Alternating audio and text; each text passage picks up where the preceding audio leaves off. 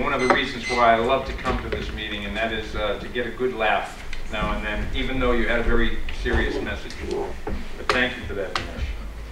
That brings us to our next point in the program. Our next speaker will be Al Davis, and his evaluator will be Jamie Lee. Correct, Jamie? That's correct. Jamie, would you go over Al's objectives for today's speech, please? Sure. So Al's speech is entitled Think Before You Ink. Nope. My life in poetry. Okay, well that's not what you said. Did I say that to you? My life in poetry. All right.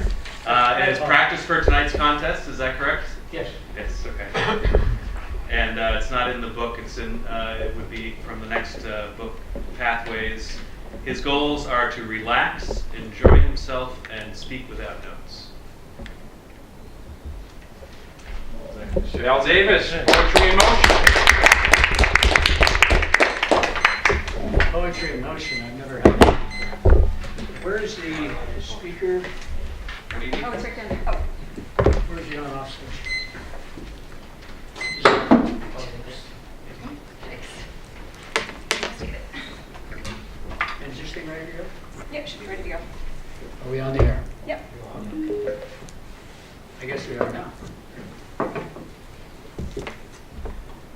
Today you're going to hear about my life in poetry. And this is going to include a little bit about me and also some examples of things that I've written. And when I was a kid, I loved words. I'm a word nerd. When I wanted something to do, I had nothing else to do, I'd read the dictionary for fun. Perhaps not a normal childhood thing to do, but it was something that interested me. I've always been fascinated by words, what they mean, how to use them, what they look like even. And I suppose it's only natural that my love of words translated as a child into poetry and then developed, evolved, or devolved, depending on your point of view, into writing poetry as an adult.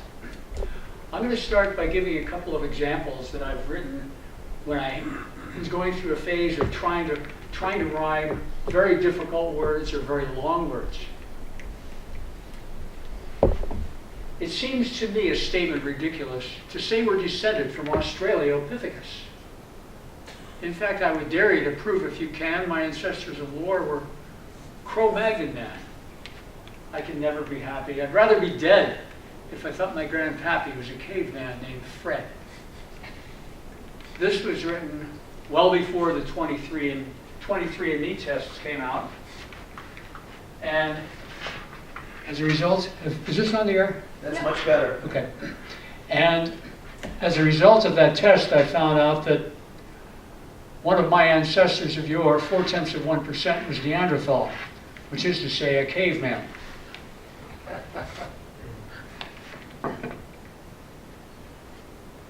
I once rhymed the word orange, a word which is supposedly impossible to rhyme. Remember, you heard it here first. When I paid for my meal of duck à l'orange, they could not break 100 and had to get change.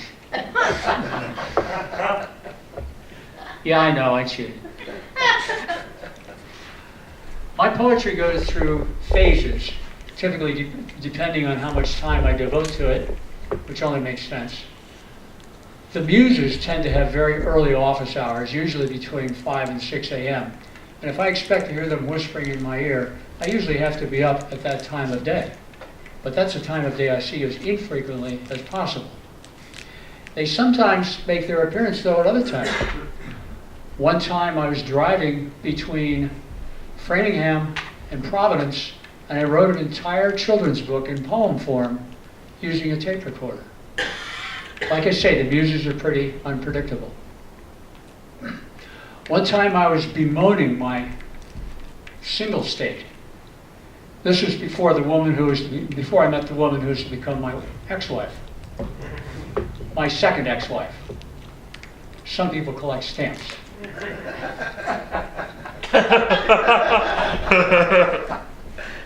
From many women did I part because of this or that. Too young, too old, too dumb, too smart, too tall, too thin, too fat. If upon my arm was a perfect prize for all the world to see, alas, I'd say, midst tears and sighs, what does she see in me?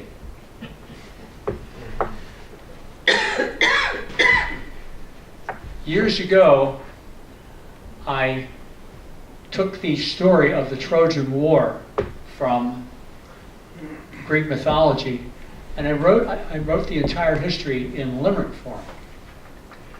The story starts out with the fable of King Atreus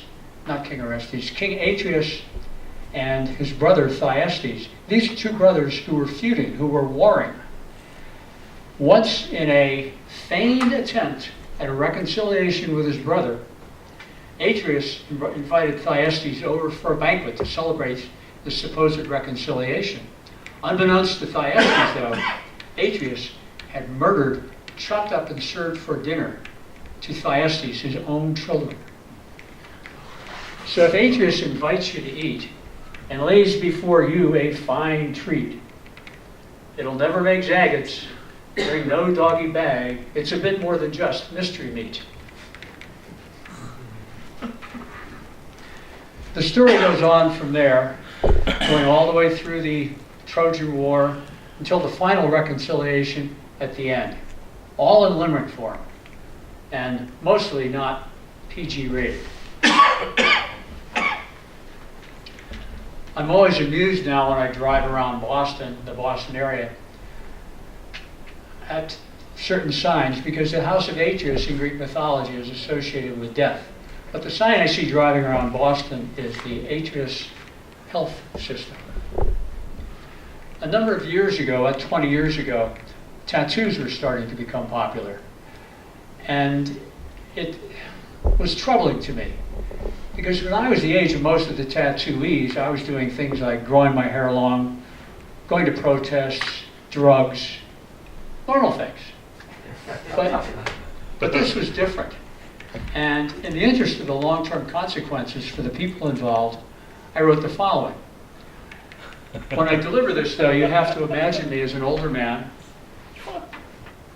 which shouldn't be too difficult, but standing before you wearing only a bathing suit and covered from head to toe in tattoos, which once were beautiful but now have faded. In my youth, I was vain, and I went through the pain of tattoos for the whole world to see. Now, I've gotten wise before my demise, but these tattoos are still here on me. When 20 years passes, you lads and you lasses, you look like a blotter of ink. When folks look at me, I'm a sight you should see. I hope that this makes you think. Mother is blurred. My snakes look absurd, and my dragon, it just isn't right. The once cute little roses between each of my toeses, they're mercifully hidden from sight. My cannabis leaf, it brings me much grief. Looks like a bug squashed on the wall. Or deluge on my bum has now become far worse than nothing at all. So, if you're receptive and not self-deceptive from my words, you don't run away. These tattoos so fair will make you despair, sure as nighttime follows the day. So before you adorn that with which you are born, be aware there's a price you will pay. These tattoos are a drag when your bod starts to sag as you grow old and gray.